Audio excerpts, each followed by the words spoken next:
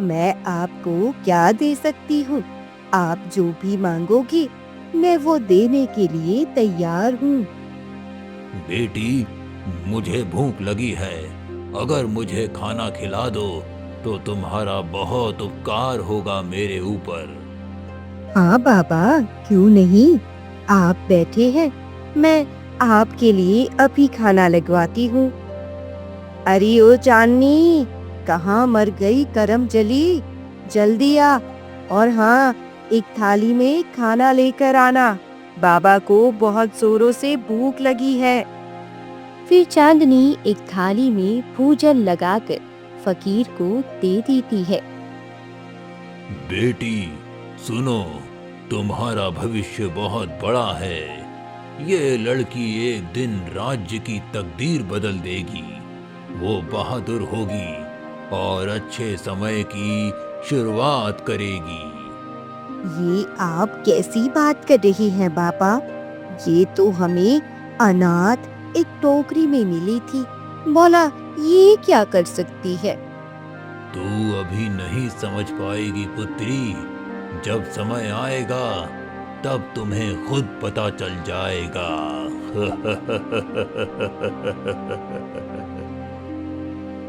इतना कहकर फकीर हुए वहां से चला जाता है।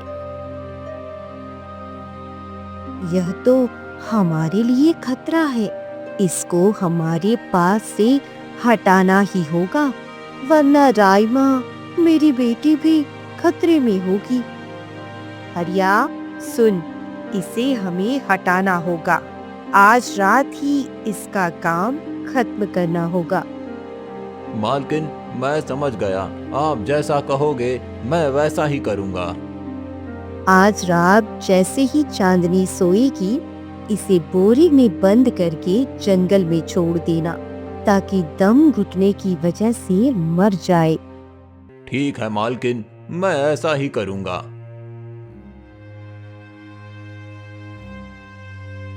फिर जैसे ही रात होती है और चांदनी खाना खाकर सोने जाती है, तभी हरिया और सरोजिनी चांदनी को बोरे में बंद करके घने जंगल में ले जाती है और छोड़कर हरिया चला जाता है।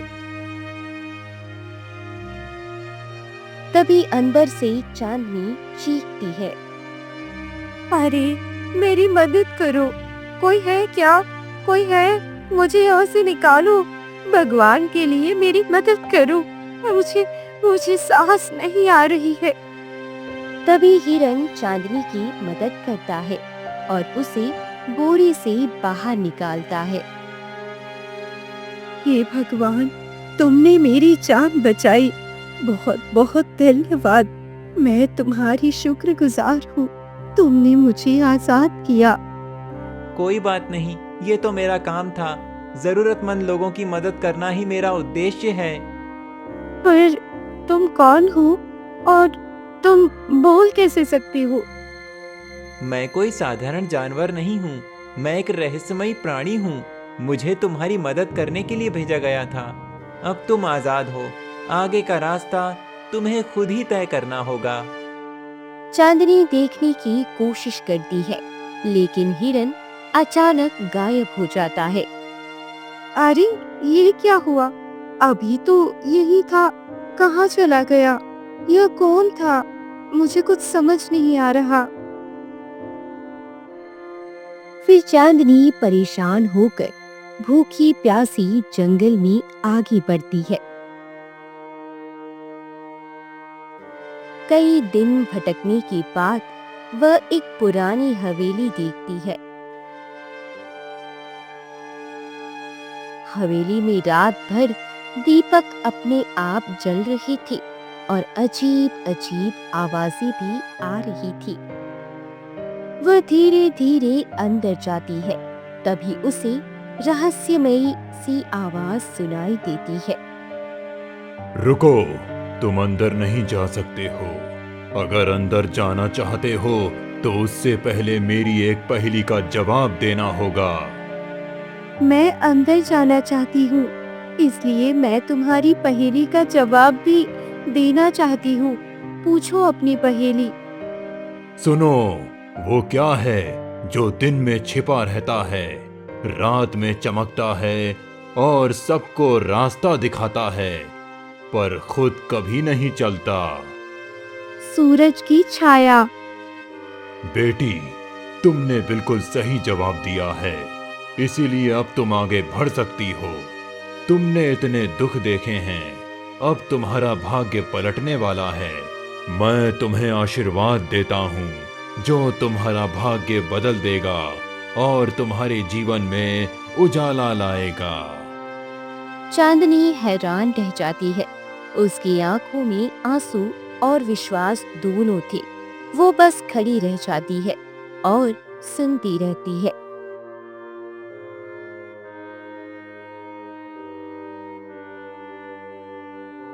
सुबह होती ही हवेली अचानक गायब हो जाती है। चारों ओर सिर्फ घना जंगल और पत्तियों की सरसराहट रह जाती है। ये क्या हो गया? यहाँ तो महल था, इतना बड़ा महल, और अब ये सब कहाँ गायब हो गया? हे भगवान, यह हो क्या रहा है मेरे साथ? कहीं मैं पागल तो नहीं हो गई? वह चारों ओर देखती है। पेड़ों की घनी छाया और पत्तियों की सरसराहट के बीच खुद को और अकेला महसूस करती है। कुछ समझ ही नहीं आ रहा, कहाँ जाऊं, क्या करूं? थक हार कर वह वहीं बैठ जाती है, आंखों में चिंता और डर दोनों लिए। तभी एक राजकुमार साधारण कपड़ों में उसके पास आता है।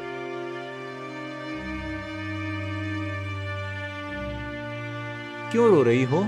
क्या हुआ बताओ, मैं तुम्हारी कैसे मदद कर सकता हूँ? मैं चांदनी हूँ। मैं अनाथ हूँ। मेरा कोई नहीं है और ना ही मेरा कोई सहारा है। पता नहीं क्यों, पर तुम मुझे कोई अपनी सी लगती हो। मेरी कोई बहन नहीं है, पर तुम मुझे मेरी बहन जैसी लग रही हो। मुझे अकेला छोड़ दो, मेरा कोई नहीं है। मैं अनाथ हूँ और अनाथ ही रहूंगी। इसलिए भगवान के लिए तुम यहाँ से चले जाओ। राजकुमार उसकी आंखों में बहते आंसुओं को देखता है। आंसू जैसे ही गिरते हैं, उसके हाथों में एक मोती बन जाता है। वह हैरान होकर उसे देखता है। इस लड़की के भाग्य में कुछ तो लिखा है, ये साधारण नहीं हो सकती। फिर चांदनी चली जाती है और वहां से दूर जाती है। राजकुमार कुछ क्षण ऐसे ही खड़ा रहता है और सोच में डूब जाता है। कुछ तो है इस लड़की में, कोई रहस्य, कोई ताकत। इसके भाग्य में कुछ बड़ा होने वाला है।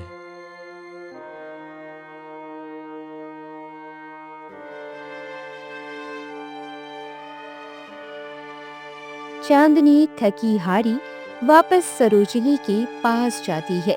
सरोजिनी उसे देखते ही चौंक जाती है।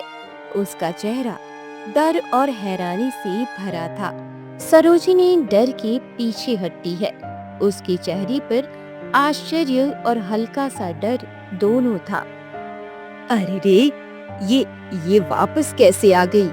यह तो मनहूस है। इतना दुख झेल चुकी है, फिर भी ये जिंदा कैसे हुई? तुम मेरे साथ ऐसा कैसे कर सकती हो माँ? तुमने मुझे अकेला छोड़ दिया। मुझे कोई सहारा नहीं मिलता, लेकिन वो तो अच्छा हुआ कि मुझे एक और अब मैं तुमसे क्या ही उम्मीद करूं? चांदनी की आंखों से बहते आंसू गिरते हैं। गिरते ही आंसू मोतियों में बदल जाते हैं। ओहो, ये मनहूस अब तो मेरे लिए सोने के अंडे देने वाली मुर्गी बन गई। अब मैं सच में अमीर हो जाऊंगी। ये कीमती मोती लग रहे हैं। इसके आंसू से मोती बनता है। ये तो मुझे पहले पता ही नहीं था। चांदनी इस बात को समझ भी नहीं पाती। उसकी आंखों में गुस्सा और दुख दोनों था। वह रोती हुई अपने कमरे की ओर चली जाती है।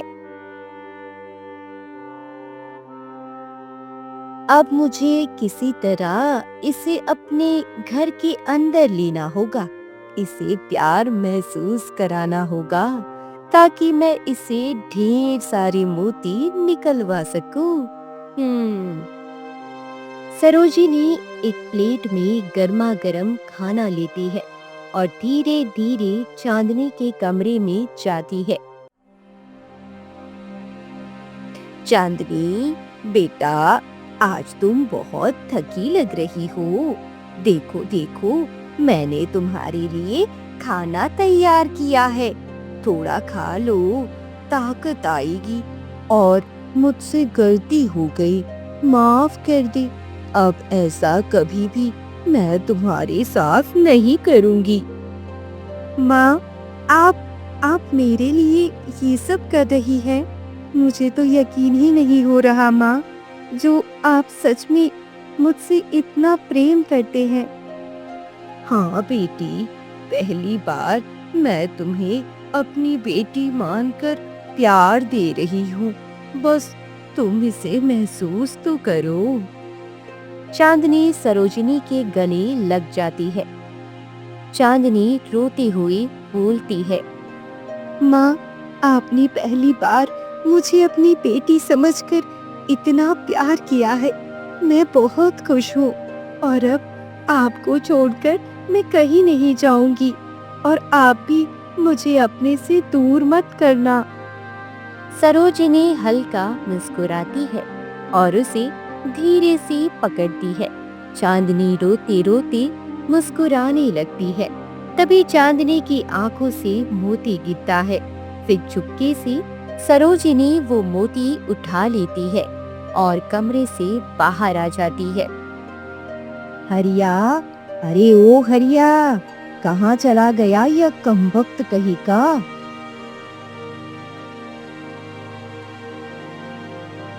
जी मालकिन, कहिए, क्या हुआ? कोई काम था क्या? ये लो मोती, इसे तुरंत सुनार के पास ले जाकर देखो कितना पैसा देगा। मालकिन, ये मोती इतना कीमती है, पर ये आपके पास कैसे आया? देखो, मैं जो कह रही हूँ वही करना। इसे लेकर सुनार के पास जाओ और यह मोती देकर इसकी जो कीमत मिलती है वो कीमत लेकर आओ और कोई सवाल मत पूछना, समझे? जी मालकिन, अभी मैं लेकर आता हूँ। इतना कहकर हरिया चलता है। वहीं दूसरी तरफ महल में मंत्री जी, इतने वर्ष बीत गए, हमारी खोई हुई पुत्री और महारानी का अब तक कुछ पता नहीं चला है। वही पुत्री थी जो उस तांत्रिक को रोक सकती थी। हमने कितनी पूजा पाठ करवाई उसे पाने के लिए, पर अब कुछ पता नहीं कि वो कहाँ है, कैसी है। आज मुझे पूरा यकीन है कि राजकुमारी जीवित है। अगर वो जीवित ना होती तो तांत्रिक अब तक हमारे महल पर हमला कर चुका होता। हाँ, ये बात तो बिल्कुल सही है, पर कैसे पता करें कि वो राजकुमारी कहाँ है, मेरी महारानी कहाँ है? महाराज, वो अद्भुत कन्या है, सभी कन्याओं से बिल्कुल अलग। इसका पता जल्द ही चल जाएगा। वहीं दूसरी तरफ हरिया वो मोती लेकर एक साहूकार की दुकान पर जाता है। ये लीजिए भाई मोती, बताइए इसका क्या मूल्य होगा? अरे हरिया, ये मोती तो बहुत कीमती है, बिल्कुल अलग। ऐसा मोती मैंने पहले कभी नहीं देखा। ठीक है, इसका मैं 5 सोने के सिक्के तुम्हें देने के लिए तैयार हूँ। ठीक है, दे दीजिए। वैसे ये मोती तुम लाते कहाँ से हो? बहुत कीमती मोती है। मेरी मालकिन ने मुझे दिया है। इतना कहकर हरिया वहाँ से चला जाता है। ये बहुत कीमती मोती लग रहा है। मुझे इसे राजमहल लेकर जाना चाहिए। शायद राजा इसके बदले मुझे बहुत कीमती इनाम देंगे। इतना कहकर साहूकार मोती लेकर राजमहल की ओर निकल जाता है। कहो साहूकार, कैसे आना हुआ हमारे पास? कोई बेशकीमती रत्न मिला है क्या? महाराज, हमारे पास एक ऐसा अनमोल मोती है जिसकी कीमत आम बाजार में नहीं लगाई जा सकती। इसीलिए मैंने सोचा इसे आपके पास लाऊं। साहूकार मोती निकालकर दरबार में रखता है। ये कोई साधारण मोती नहीं है, ये तो अद्भुत है। ये आपकी पुत्री का मोती लग रहा है। क्या सच में? ये कैसे हो सकता है? महाराज, ये मोती मुझे एक व्यक्ति ने बेचा है। पिताजी, ये वही मोती है जिसे मैंने जंगल में भेष बदल कर घूमते हुए देखा था। उस लड़की के आंसू से ये मोती बना था। तो हमारी पुत्री जीवित है। कितनी खुशी की बात है। जल्दी उसे हमारे पास लाओ। राजकुमार, तुम इस साहूकार के साथ जाओ और उस व्यक्ति के यहाँ जाकर हमारी पुत्री को जल्दी से जल्दी हमारे पास लेकर आओ। पिताजी, मैं अभी अपनी बहन को लेकर आता हूँ। इतना कहकर साहूकार राजकुमार के साथ गांव लौट जाता है और सरोजनी के घर के पास आकर कहता है। राजकुमार, यही घर है, हरिया का घर, जहाँ वो काम करता है। हरिया, ओ हरिया, बाहर तो आ। तभी चांदनी बाहर आती है। तुम यहाँ क्या कर रही हो?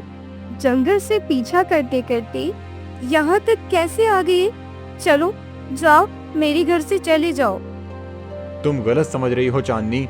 तुम्हें राजमहल चलना होगा। महाराज तुम्हें बुला रहे हैं। राजमहल में क्यों जाऊं? मुझे नहीं जाना। महाराज का हुक्म है, तुम्हें जाना ही होगा। ठीक है, मैं राजमहल आपके साथ चलूंगी। फिर राजकुमार के साथ चांदनी राजमहल चली जाती है। पिताजी, ये देखो, यही हमारी चांदनी है, आपकी पुत्री राजकुमारी चांदनी। मेरी बेटी, तुम मुझे सच में मिल गई। मुझे तो यकीन ही नहीं हो रहा है। इतने बरसों की प्रतीक्षा इतनी जल्दी पूरी कैसे हो जाएगी? तुम मेरी पुत्री हो, खोई हुई राजकुमारी। ये आप क्या कह रहे हैं महाराज? सच में मैं आपकी बेटी हूँ। तुम्हारे गले पर एक शाही निशान होगा बेटी, वही तुम्हारी पहचान है। हाँ, मेरे गले पर एक निशान तो है जो बचपन से ही मेरे गले पर है। मेरी बेटी, बहुत समय पहले जब तांत्रिक का आतंक बढ़ रहा था, हमने जल परी की पूजा की थी। जल परी ने हमें एक फल दिया जिसे खाकर तुम्हारा जन्म हुआ, लेकिन तांत्रिक को पता चल गया और तुम्हारा जन्म होने वाला ही था। और तांत्रिक तुम्हारी माँ को जान से मारना चाहता था, लेकिन तुम्हारी माँ जान बचाकर महल छोड़कर भाग गई और कहीं तुम्हें पैदा करके छोड़ दिया। वो भी कहाँ, मुझे अब तक नहीं पता चला है। और तुम ही वो तांत्रिक को रोक सकती थी। सच में पिताजी, उस तांत्रिक ने मेरी माँ के साथ ऐसा किया। मैं उसे छोड़ूंगी नहीं। हाँ बेटी, तांत्रिक का आतंक बहुत बढ़ गया है और केवल तुम्हारी जादुई शक्ति से ही उसे रोका जा सकता है। तुम्हारी आंखों में जो शक्ति है। ठीक है पिताजी, मैं अपने राज्य को बचाने के लिए कुछ भी कर सकती हूँ। बेटी, तुम्हें अपनी शक्ति से एक तलवार लानी होगी। ये तलवार केवल तुम ही ला सकती हो। वो जलपरी के तालाब में है। वहां कोई भी बिना तैयारी गया तो मर जाएगा। पर तुम्हें जाना है। ठीक है पिताजी, मैं वैसा ही करूंगी। तुम मेरी बहन हो, मुझे अभी यकीन ही नहीं हो रहा है। जब हम पहली बार मिले थे तभी समझ आया कि हम दोनों में जरूर कोई रिश्ता है, और आज देखो हम दोनों भाई बहन हैं। हाँ भैया, मुझे माफ कर दो। मैंने आपसे बहुत ही रूखा व्यवहार किया था। कोई बात नहीं, अब हम साथ हैं। चलो अब जल्दी तैयारी करो, तुम्हारा साहस और शक्ति ही हमारे राज्य की रक्षा करेगी। तभी फिर दोनों भाई बहन घने जंगलों की तरफ निकल पड़ते हैं।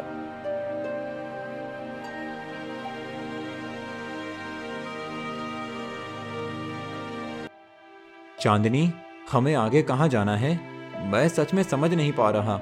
हर कदम पर खतरा है और ये जंगल भी बहुत घना है। भैया, लेकिन मेरा मन कहता है कि जलपरी का तालाब यही कहीं पास ही होना चाहिए। कुछ अनुभव मुझे ये रास्ता दिखा रहे हैं। हमें आगे बढ़ना ही होगा। तभी वही हिरन उनके सामने प्रकट होता है। रुको, मैं तुम्हारी मदद कर सकता हूँ। अरे, यह तो वही हिरन है जिसने मेरी जान बचाई थी। सही कहा, मैं वही हूँ जो जलपरी की रक्षा करता है। जो भी जलपरी खतरे में हो, मैं उसे बचाने का प्रण लेता हूँ, और तुम उसका दिया हुआ वरदान हो, तो मैं तुम्हारी रक्षा कैसे नहीं कर सकता। हे जादुई हिरन, मुझे जलपरी के तालाब तक जाना है। वहाँ से मुझे जलपरी की तलवार चाहिए, जिससे मैं उस पापी तांत्रिक का अंत कर सकूं। ठीक है, मेरे साथ चलो, मैं तुम्हें सुरक्षित तालाब तक ले जाऊंगा। दोनों हिरन के पीछे पीछे चलते हैं। घने पेड़ों और घास के बीच से गुजरते हुए वे जलपरी के तालाब तक पहुंचते हैं। हे जादुई जलपरी, मैं तुम्हारी मदद चाहती हूँ। मुझे अपनी तलवार दो ताकि मैं उस पापी तांत्रिक को समाप्त कर सकूं। तभी तालाब से जलपरी प्रकट होती है। आओ चांदनी, बताओ मैं तुम्हारी मदद कैसे कर सकती हूँ? मुझे वह तलवार चाहिए। केवल उसी से मैं तांत्रिक का अंत कर सकती हूँ। यह तलवार ही हमारी अंतिम आशा है। ठीक है, लेकिन इसके लिए तुम्हें मेरे एक प्रश्न का सही उत्तर देना होगा। मैं तैयार हूँ, चाहे कोई भी कठिनाई क्यों ना हो। सुनो, यदि पृथ्वी को चारों कोनों में 4 पर्वत खड़े हैं और आसमान के 7 रंगों में केवल 3 दिखाई देते हैं, तो बताओ वह कौन सा बंधन है जो धरती और आकाश को हमेशा एक साथ जोड़ता है? वह बंधन प्रकृति का नियम और संतुलन है, जो हर समय धरती और आकाश को जोड़ता है। वही सृष्टि का नियम है, जिसे कोई भी शक्ति तोड़ नहीं सकती। सही उत्तर। तुमने मेरी परीक्षा पूरी कर ली है। अब ये तलवार तुम्हारी होगी। जलपरी तलवार निकालती है और चांदनी के हाथ में सौंपती है। ध्यान रखना, जब तुम तांत्रिक को खत्म करोगी, उसी वक्त ये तलवार तुम्हारे हाथों से गायब हो जाएगी। मैं ध्यान रखूंगी। धन्यवाद। अब मैं पूरी तरह तैयार हूँ। चांदनी, अब हम उस पापी तांत्रिक का सामना करने के लिए पूरी तरह से तैयार हैं। अब कोई भी शक्ति हमें रोक नहीं सकती। फिर वह दोनों तलवार लेकर तांत्रिक की गुफा के सामने आ जाते हैं। चांदनी, अब हम सही जगह पर हैं। ये वही गुफा है जहाँ तांत्रिक अपनी तंत्र विद्या करता है। भैया, एक बात है जो मुझे आपसे पूछनी थी। हमारी माँ वो तांत्रिक के कब्जे में है क्या? हाँ, जब तुम पैदा हुई थी उसी समय तांत्रिक ने माँ को अपने जादू के कब्जे में ले लिया था। पिताजी ने तुम्हें यह बात नहीं बताई, नहीं तो तुम डर जाती। भैया, अब मैं माँ को उस तांत्रिक से छुड़ा कर ही रहूंगी। इतना कहकर दोनों गुफा के अंदर चली जाती है। कौन है तू? मेरी पूजा को भंग करने आई है। तुम पापी हो, तुम दुष्ट हो, तुमने मेरी माँ के साथ बहुत बुरा किया है। बताओ, बताओ मेरी माँ कहाँ है? ओ, तो यही वो राजकुमारी है जो मेरा अंत करने आई है। कभी नहीं। देखो, तुम्हारी माँ पत्थर की मूर्ति बन चुकी है। वो अब कभी इंसान नहीं बन सकती, और मैं मर गया तो वो फिर कभी जीवित नहीं होगी। नहीं, तुम ऐसा नहीं कर सकती। मेरी माँ जिंदा होगी, वो मर नहीं सकती, ना ही वो मूर्ति बन सकती है। तुमने हमारी माँ के साथ बहुत गलत किया, इसका परिणाम तुम्हें भुगतना होगा। राजकुमार हमला करता है। तांत्रिक उस पर अपनी शक्तिशाली जादू से राजकुमार को दूर फेंक देता है। अब देखो, यही तलवार जल परी का वरदान है और इसी से तुम्हारा अंत होगा। चांदनी को तलवार सीधे तांत्रिक के सीने में मार देती है।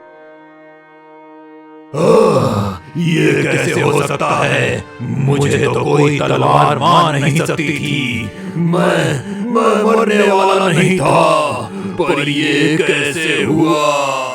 कैसे हुआ? तुम भूल गए, यह कोई साधारण तलवार नहीं, यह जल परी का वरदान है। यही तुम्हारी मृत्यु तय करती थी। तभी तड़प कर तांत्रिक मर जाता है।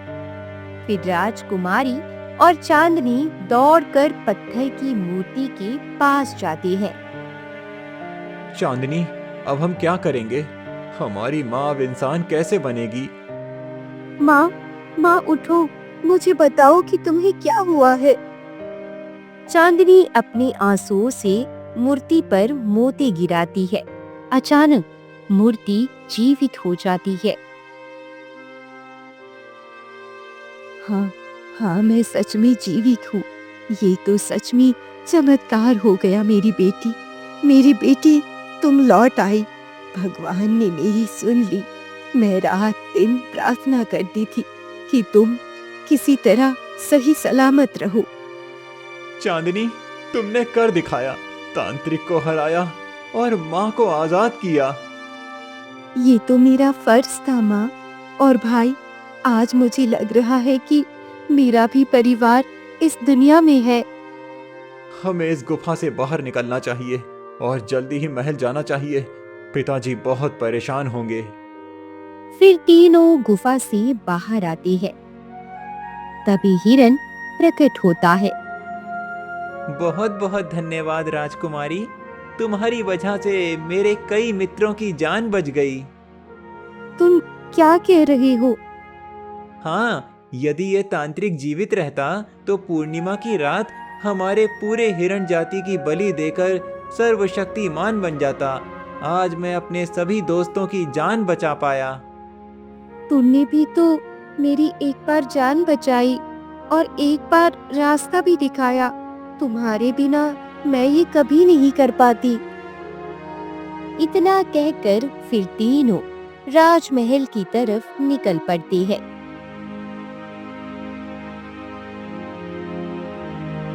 और कुछ ही देर में राजमहल पहुंच जाती है। महारानी, तुम ठीक तो हो? मैं बहुत डर गया था। धन्यवाद मेरी बेटी, तुम्हारी बहादुरी और शक्ति ने हमारे राज्य को फिर से खुशियां दी हैं। तुमने ना सिर्फ अपनी माँ को बचाया, बल्कि उस पापी तांत्रिक का अंत कर हमारे राज्य को उसके श्राप और बुरी बीमारियों से भी मुक्त कर दिया। आज तुम्हारी वजह से ये धरती फिर से स्वच्छ और सुखी हो गई है। हमारी बेटी ने अपने साहस और आत्मबल से दिखा दिया है कि अच्छाई हमेशा बुराई पर जीतती है। आज से हमारे राज्य में शांति और खुशियां लौट आई हैं। सभी को न्याय और सुरक्षा मिलेगी। राजमहल में सभी मिलकर खुशियां मनाते हैं। राजकुमारी चांदनी का सम्मान होता है और राज्य में फिर से शांति और प्रेम का वातावरण बनता है।